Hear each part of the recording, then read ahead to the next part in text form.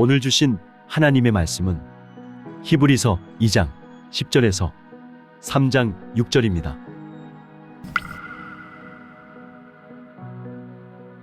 그러므로 만물이 그를 위하고 또한 그로 말미암은 이가 많은 아들들을 이끌어 영광에 들어가게 하시는 이래 그들의 구원의 창시자를 고난을 통하여 온전하게 하심이 합당하도다. 거룩하게 하시는 이와 거룩하게 함을 입은 자들이 다 한 근원에서 난지라. 그러므로 형제라 부르시기를 부끄러워하지 아니하시고 이르시되 내가 주의 이름을 내 형제들에게 선포하고 내가 주를 교회 중에서 찬송하리라 하셨으며 또다시 내가 그를 의지하리라 하시고 또다시 볼지어다 나와 및 하나님께서 내게 주신 자녀라 하셨으니 자녀들은 혈과 육에 속하였음에 그도 또한 같은 모양으로 혈과 육을 함께 지니심은 죽음을 통하여 죽음의 세력을 잡은 자 곧 마귀를 멸하시며 또 죽기를 무서워하므로 한평생 매어 종노릇하는 모든 자들을 놓아주려 하심이니 이는 확실히 천사들을 붙들어 주려 하심이 아니요 오직 아브라함의 자손을 붙들어 주려 하심이라. 그러므로 그가 범사의 형제들과 같이 되심이 마땅하도다. 이는 하나님의 일에 자비하고 신실한 대제사장이 되어 백성의 죄를 속량하려 하심이라. 그가 시험을 받아 고난을 당하셨은즉 시험 받는 자들을 능히 도우실 수 있느니라. 그러므로 함께 하늘에 부르심을 받은 거룩한 형제들아, 우리가 믿는 도리의 사도이시며 대제사장이신 예수를 깊이 생각하라. 그는 자기를 세우신 이에게 신실하시기를 모세가 하나님의 온 집에서 한 것과 같이 하셨으니 그는 모세보다 더욱 영광을 받을 만한 것이 마치 집 지은 자가 그 집보다 더욱 존귀함 같으니라. 집마다 지은 이가 있으니 만물을 지으신 이는 하나님이시라. 또한 모세는 장래에 말할 것을 증언하기 위하여 하나님의 온 집에서 종으로서 신실하였고 그리스도는 하나님의 집을 맡은 아들로서 그와 같이 하셨으니 우리가 소망의 확신과 자랑을 끝까지 굳게 잡고 있으면 우리는 그의 집이라.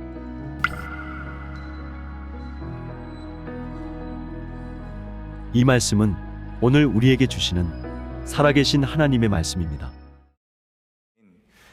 할렐루야. 추수감사절은 1년 동안 우리가 지은 농사와 수확한 소산물을 주님께 감사하며 드리는 예배입니다. 오늘 예배를 드리면서 올 한 해도 지켜주신 은혜, 추수하게 하신 주님의 은혜에 우리의 온 마음과 정성을 다해 감사의 마음을 올려드리는 성도님들 되시기를 축원합니다. 성경에는 감사에 관한 여러 가지 내용들이 나옵니다. 오늘 주신 말씀을 묵상하면서 한 가지 생각난 예수님의 이야기가 있습니다. 예수님께서 10명의 나병 환자를 고치셨던 이야기입니다. 예수님께서 어느 동네를 지나시다가 10명의 나병 환자를 만나시고 그들을 치료해 주셨습니다. 나병 환자들이 예수 선생님이여 우리를 불쌍히 여기소서 라고 외치자 주님께서 그 소리를 들으시고 그들을 다 치료해 주셨어요. 그리고 나병 환자들은 제사장들에게 자신의 몸을 보이러 떠났지요. 그런데 그렇게 끝난 줄 알았던 이야기가 새로운 내용이 등장합니다. 고침받은 10명 중에 한 사람이 찾아와서 예수님께 감사 인사를 드리는 것이죠. 그때 예수님께서 이렇게 말씀하세요. 10사람이 다 깨끗함을 받지 않았니? 나머지 9은 다 어디로 간 것이니? 자, 이제 너는 일어나 가라. 너의 믿음이 너를 구원하였다. 다른 사람은 아무도 예수님께 찾아오지 않았습니다. 오직 한 명만 찾아왔어요. 그렇다면 이 한 명은 왜 예수님께 돌아와서 예수님께 감사 인사를 드린 것일까요? 자신이 치료함 받은 것이 하나님의 은혜라는 사실을 안 것입니다. 하나님의 은혜를 깨닫는 사람만 감사할 수 있습니다. 내가 잘했다고 생각하면 감사할 수 없습니다. 감사는 은혜를 아는 데서 시작합니다. 추수감사절 예배를 드리는 우리 교회 가운데에도 하나님의 은혜 없이는 살 수 없습니다. 하나님의 은혜가 아니면 아무것도 되지 않습니다 라는 고백이 흘러나오게 되기를 정말 주님의 이름으로 축원합니다. 여기서부터 감사가 시작이 되는 거예요. 제가 대학원 시절에 처음 외부 사역에 나가서 설교를 한 적이 있습니다. 어느 집회에서 감사하게도 저를 불러주셔서 말씀을 전하고 왔어요. 저에게는 참 영광스러운 일이었고 감사 제목이었죠. 그런데 더 감사한 것은 강사비를 받았다는 거예요. 대학원생 시절에 파트 전도사이다 보니까 사례비가 그렇게 많지 않았어요. 그런데 외부 사역에 나가서 처음 받은 이 강사비는 정말 뭔가 가뭄의 단비 같은 그런 존재였습니다. 참 감사했어요. 그 강사비를 들고 평택의 본가로 내려가는데 그 사실을 아시고 말씀하시는 건지 모르고 말씀하시는 건지 저희 어머니가 이런 말씀을 하시는 거예요. 교회 한 청년이 직장을 이직하고 처음 받은 월급을 하나님께 감사한 마음으로 다 드렸다는 거예요. 그러면서 하시는 말씀이 이직하고 받은 첫 월급이지 처음 취직하고 받은 첫 월급도 하나님께 올려드렸다는 거죠. 그러니까 이 청년은 회사를 옮길 때마다 첫 월급을 하나님께 드렸다는 거예요. 그러면서 너무 귀하다고, 감사하다고, 본인보다 낫다고 막 이렇게 칭찬을 하는 거예요. 그러니 제가 그 이야기를 듣고 그 강사비를 여러분 어떻게 했을까요? 하나님께 온전히 드렸던 기억이 있습니다. 억지로 드린 것이 아니라 그 이야기를 듣는 내내 제 마음에 사실은 부끄러움이 올라왔어요. 나를 전도사로 사용하시는 것 자체가 감사한 일인데 이 모든 것이 내가 잘해서가 아니라 하나님의 은혜구나 라는 마음에 헌금을 드렸던 기억이 있습니다. 여러분, 감사는 은혜를 아는 것에서 시작하는 것입니다. 이 모든 것이 당연한 것이 아니라 하나님의 은혜라는 것을 알지 못하면 그 어느 것도 우리에게는 감사가 없는 것이죠.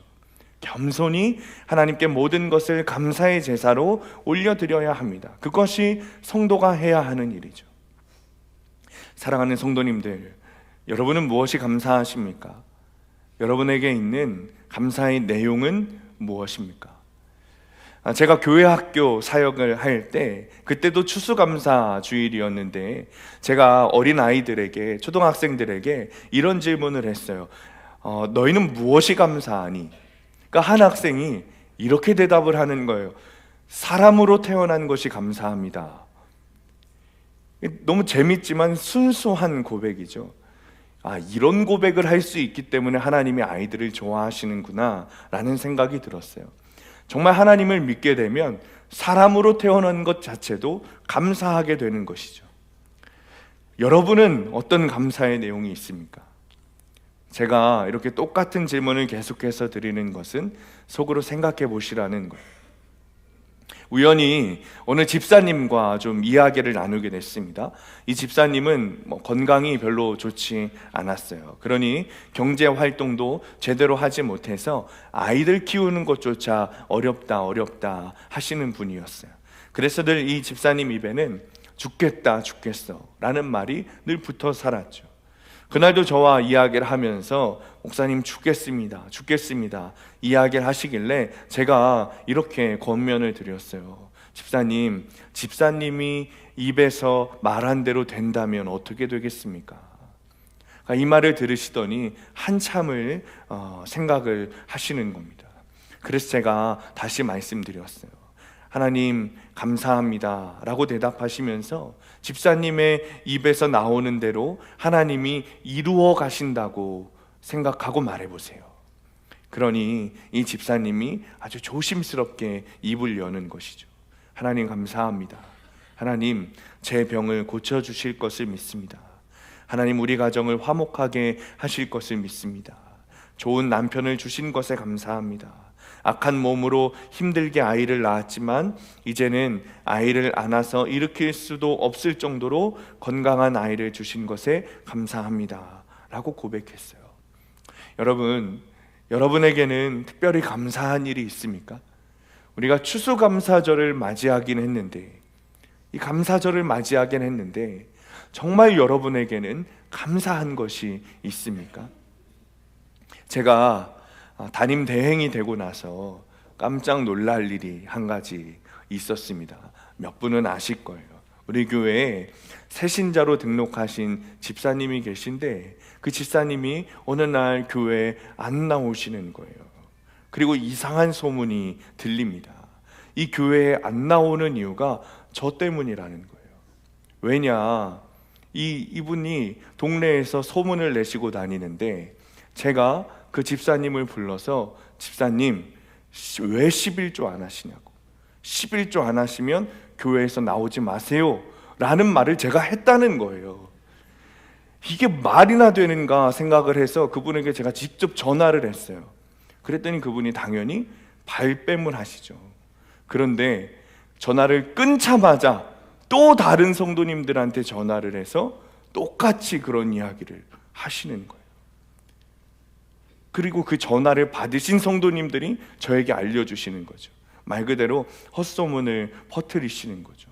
이 자리에 또 여러 전화를 받으셨습니다. 제가 알고 있어요. 다 저한테 전화를 받으시고는 전화하셔가지고 목사님이 그럴 리 없다고 단호하게 끊으셨다 이렇게 말씀을 하셨지만 저는 굉장히 억울했습니다. 나중에 시간이 지나고 나서 좀 여차저차 자초지종을 알아보니까 우리 교회에 나가셔야만 하는 상황이 있었는데 핑계거리가 필요해서 그런 거짓말을 하셨다는 거예요. 그 집사님에게는 핑계를 만들기 위해서 하신 작은 거짓말이지만 이런 소문은 목사에게 있어서 엄청 치명적입니다. 이런 소문이 교회 안에 퍼지고 동네 안에 퍼진다는 것은 목회에 엄청 방해가 되는 거죠. 그런데 갑자기 제 안에 이런 마음이 드는 거예요. 내가 목회를 시작하긴 시작했구나. 이런 일도 하나님의 일을 시작했으니 일어나는 것이지 하나님의 일을 하지 않았으면 일어나지 않을 일이 아닌가. 그러니 이것도 하나님의 은혜구나. 하나님 감사합니다 라는 고백을 했습니다. 결국 그 집사님은 우리 교회를 떠나셨어요. 그럼에도 감사한 일이 있다면 그 손주가 우리 교회 여름 성경학교가 열릴 때마다 매년 와서 우리 교회 수영장에서 놀고 말씀을 듣고 간다는 거예요. 그것이 얼마나 감사한 것인가 싶더라고요. 여러분, 우리에게는 참 감사한 일이 많습니다. 건강을 주셔서 감사, 음식을 주셔서 감사, 누울 수 있는 집을 주셔서 감사, 부모님을 주셔서 감사, 자녀를 주셔서 감사, 교회 공동체를 허락해 주셔서 감사, 생명을 주셔서 감사, 아무 일도 일어나지 않은 것에도 감사, 좋은 친구를 주신 것에 감사, 예배를 드릴 수 있는 것에 감사. 여러분, 우리는 특별한 것이 아니더라도 사실은 이런 모든 것들이 당연한 것이 아니라 주님의 은혜이고 주님께 올려드릴 감사인 것이죠. 물론 특별한 일을 감사해야 할 때도 있습니다. 질병을 고쳐주신 것에 감사, 좋은 배우자를 만나서 결혼하게 해주신 것에도 감사, 사업 중에 계약이 성사된 것에도 감사, 자녀가 시험을 잘 보게 해주신 것에도 감사, 좋은 직장을 갖게 하신 것에도 감사. 그럼 여러 가지 우리 일상에서 특별히 기도하고 응답해 주신 것에 대해서 우리가 감사해야 하는 것이죠. 자, 그럼 여러분은 이 감사한 마음을 하나님께 표현하고 있습니까? 고침받은 나병 환자는 그 중에 한 사람만 주님께 돌아와 감사를 표현했어요. 그것을 보고 주님께서 뭐라 말씀하시냐면, 일어나 가라, 네 믿음이 너를 구원했다 말씀하세요. 진정한 은혜는 감사를 표현한 이후에 흘러오는 것이죠. 그 한 사람에게만 주어졌다는 거예요. 이제 우리가 본문으로 돌아올 텐데, 여러분, 우리 교회는 큐티하는 교회고 오늘 주어진 말씀으로 오늘 나에게 하신 말씀이 있다는 것을 믿는 공동체입니다. 그러니까 왜 이런 말씀을 드리는가 하면, 히브리서 말씀은 이 감사절에 잘 사용되는 말씀이 아닙니다. 그럼에도 주님께서 우리에게 하실 말씀이 있겠지라는 마음으로 본문을 보는데 주님께서 너무나도 명확하게 답을 해주셨어요. 10절에 보면 그러므로 만물이 그를 위하고 또한 그로 말미암은 이가 많은 아들들을 이끌어 영광이 들어가게 하시는 일에 그들의 구원의 창시자를 고난을 통하여 온전하게 하심이 합당하도다. 여러분, 우리가 정말 감사해야 할 제목이 무엇인가 하면 하나님께서 구원의 하나님이시라는 겁니다. 할렐루야. 이것이 우리가 주님께 감사 예배를 드려야 할 첫 번째 이유이자 가장 중요한 이유인 거예요. 성도에게 있어서 주님께 가장 감사해야 할 것은 주님께서 우리를 구원하셨다는 것이죠. 심지어 이것은 그냥 이루어진 것이 아니라는 거예요. 10절 후반부에 예수 그리스도를 고난에 이르게 하심을 통해 구원을 온전하게 하셨다. 존재적 죄인이라고 불리는 우리 안에는 악한 것들이 가득가득하죠. 그러니 이 땅에 사는 모든 사람들의 죄를 감당하시고 구원하시기 위해 예수님께서는 엄청난 고난을 당하셔야만 했습니다. 우리의 죄값을 치르셔야 했기 때문이죠. 그것으로 인해 온전하게 하시는 구원을 우리에게 주셨다는 거예요. 17절 18절 말씀 우리 함께 있습니다. 시작. 그러므로 그가 범사의 형제들과 같이 되심을 마땅하도다. 이는 하나님의 일에 자비하고 신실한 대제사장이 되어 백성의 죄를 속량하려 하심이라. 그가 시험을 받아 고난을 당하셨은즉 시험 받는 자들을 능히 도우실 수 있느니라. 아멘. 18절 말씀 보면 주님께서 시험을 받고 주님께서 고난 당하신 이유가 우리 때문이라는 거예요. 우리 역시 사탄에게 시험받고 사탄에게 고난당할 것을 아시고 그렇게 하셨다는 거예요. 본인이 먼저 시험을 당하시고 본인이 먼저 똑같이 고난을 당하셔야 똑같이 시험받고 똑같이 고난당하는 우리를 도우실 수 있기 때문에, 그래서 주님이 친히 고난을 당하셨다는 거예요. 그리고 예수님은 마귀의 모든 시험을 이기시고 결국에는 십자가를 통해 부활 승리하셨다는 것이죠. 우리의 죄를 속량하셨다는 것. 여러분, 우리가 이것보다 감사해야 할 일이 없는 겁니다.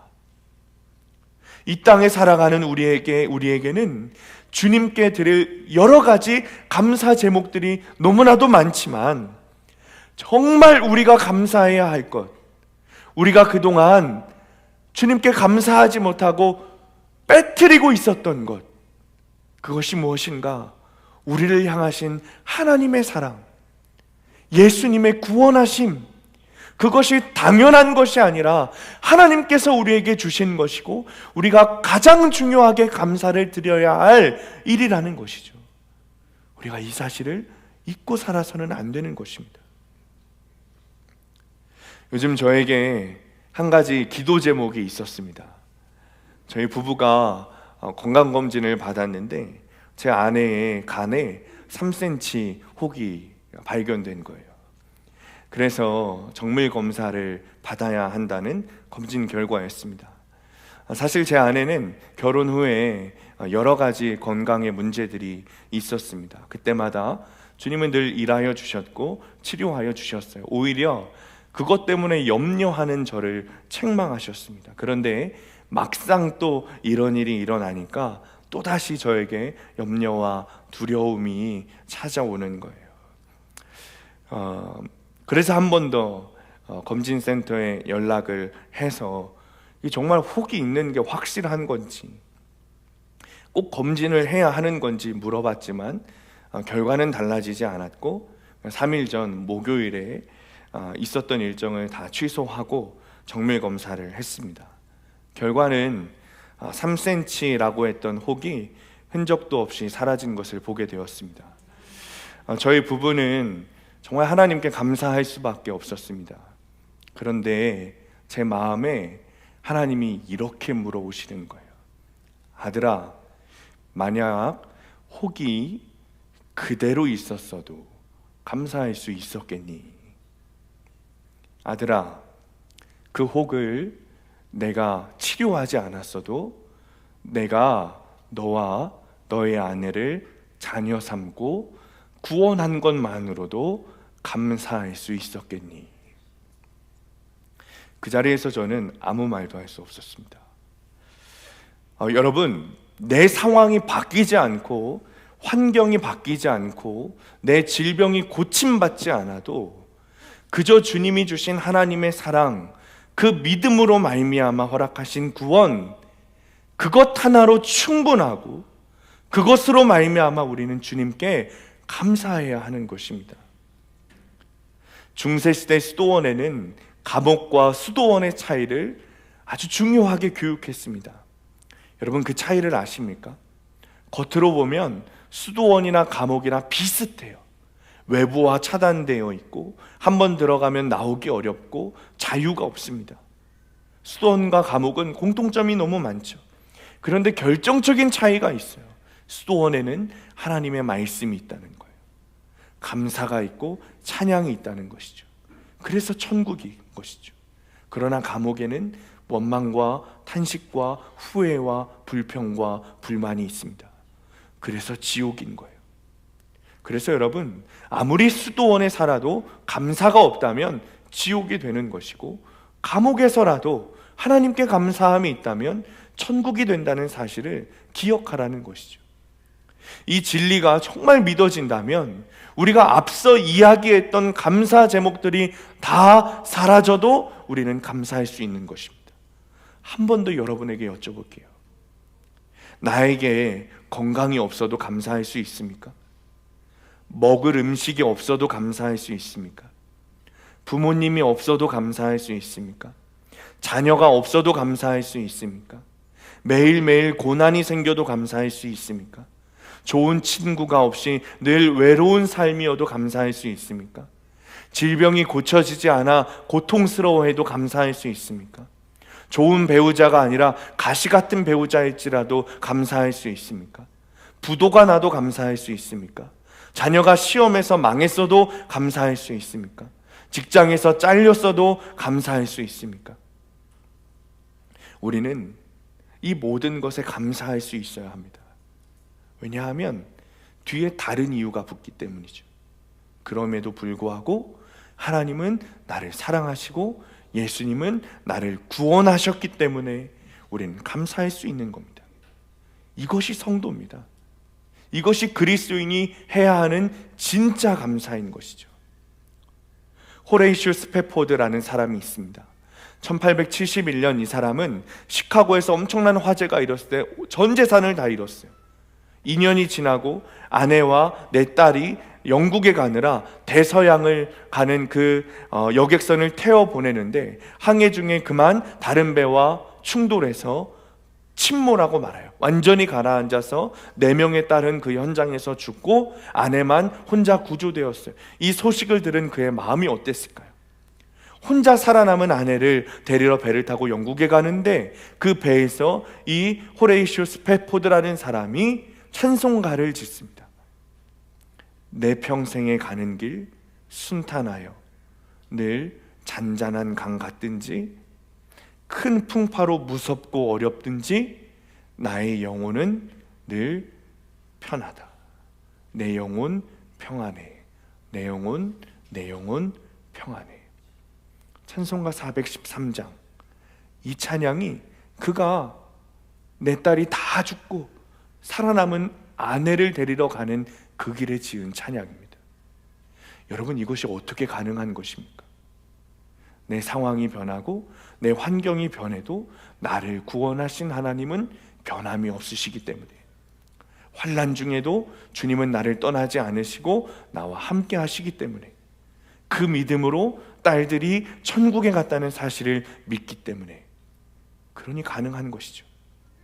오늘 본문 히브리서 3장 1절 말씀 우리 함께 읽고 말씀을 마칩니다. 우리 함께 읽습니다. 시작. 그러므로 함께 하늘의 부르심을 받은 거룩한 형제들아, 우리가 믿는 도리의 사도이시며 대제사장이신 예수를 깊이 생각하라. 아멘. 예수님을 깊이 생각하면 주님께서 우리에게 얼마나 귀한 것을 주셨는지 감사하게 됩니다. 우리가 감사하지 못할 상황은 아무것도 없는 거예요. 감사할 수 없을 때 주님께 감사하는 것이 우리가 주님께 드릴 가장 귀한 열매이죠. 내 상황과 환경은 바뀌지 않았지만 십자가 사건을 통해 우리에게 허락하신 하나님의 구원을 감사하는 성도님들 되시기를 소망합니다. 그 감사가 우리를 살리게 될 것입니다. 적용 질문입니다. 내가 가진 모든 것이 당연한 것이 아니라 하나님의 은혜임을 믿습니까? 올 한 해 주신 하나님의 은혜를 깊이 생각하며 감사 제목을 총결산해 보시기 바랍니다. 우리 이 시간에 함께 찬양하고 성찬할 텐데 우리 그대로 앉아서 찬양하겠습니다. 주님이 찢기신 몸과 피를 먹고 마실 때 그 은혜가 더 깊이 누려지시기를 축원합니다. 그래서 더 주님께 감사할 수 있는 추수감사절 그리고 성도님들 되시기를 간절히 축원합니다. 찬양하겠습니다.